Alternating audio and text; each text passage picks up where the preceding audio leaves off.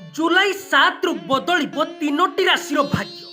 मंगल ग्रह बुध एवं शुक्र ग्रहर मिलन हेतु जुलाई मासरे लक्ष्मी नारायण जग सृष्टि हेउछि।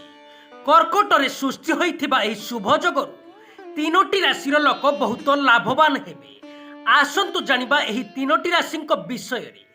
बौद्धिक ज्योतिष शास्त्र अनुसार राशि ग्रह मानकर गमनागमन एवं अनेक संयोग हेतु अनेक शुभ जग एवं राजयोग सृष्टि हुए। एही शुभ जग एवं राजयोग समस्त राशि लोकमानक पई अत्यंत फलप्रद एवं सेमानक भाग्यर तारा को उच्च उच्चता को नहीं जाए।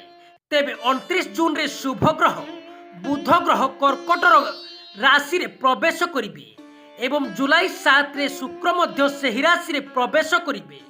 एही दुईटी ग्रहर मिलन लक्ष्मी नारायण जग सृष्टि करिवो, जहा अत्यंत शुभ बोली विवेचना करा जाए।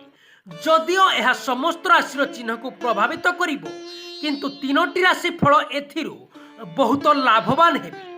लक्ष्मी नारायण जगर गुरुत्व बौद्धिक ज्योतिष शास्त्र अनुसार शुभ ग्रह बुध एवं शुक्रर मिलन द्वारा सृष्टि हेउथिबा लक्ष्मी नारायण जगर प्रभाव राजयोग परि बुध ग्रह व्यावसायिक ज्ञान वक्तव्य एवं मनोरंजन पाई दायी होइथिबा बेले शुक्र हेउछि सुख सौंदर्य गौरव एवं चमत्कारिता शासक ग्रह। लक्ष्मी नारायण जगरे बुध भगवान विष्णु अर्थात नारायण बोली विवेचना करा जाउथिबा बेले शुक्र देवी लक्ष्मी को प्रतिनिधि भाव में विवेचना करा जाए। एही दुईटी ग्रहर मिश्रण सहित व्यक्ति सहजरे समस्त प्रकार आराम एवं मनोरंजन माध्यम पाई थाए। एही तीनोटी राशि उपरे लक्ष्मी नारायण जगर पड़िब भल प्रभाव। वृष लक्ष्मी नारायण जगर प्रभाव हेतु वृष राशि लोकमानक जीवन उपरे बहुत शुभ प्रभाव पकाइबार संभावना अछि। टंका रोजगार करिबा पई आपण अनेक नुआ सुजोग पाइबे। चाकरी एवं व्यवसाय एवं विनियोगर विपुल लाभ संभावना अछि।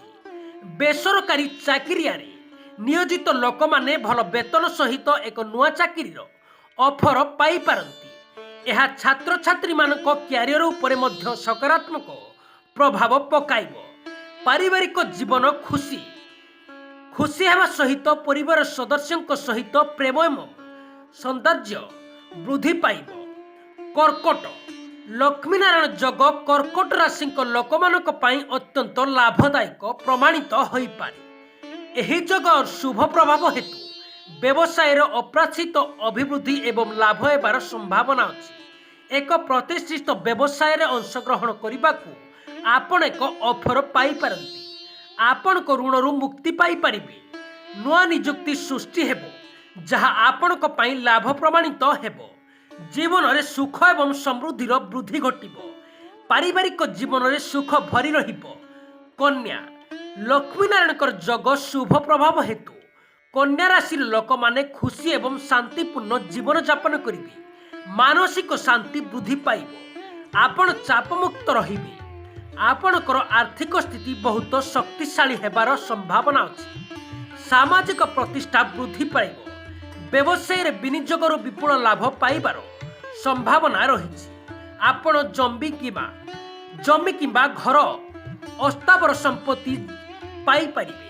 हठात टंका पाइबा भली संभावना मध्य अछि, जा द्वारा लॉटरी मध्य जीति जाई पारंती। दर्शक बंधु भिडियोटी भल लगिले निहाती गोटे लाइक करूँ एवं चैनल टी को नुआ आसी चैनल टी को सब्सक्राइब करूँ।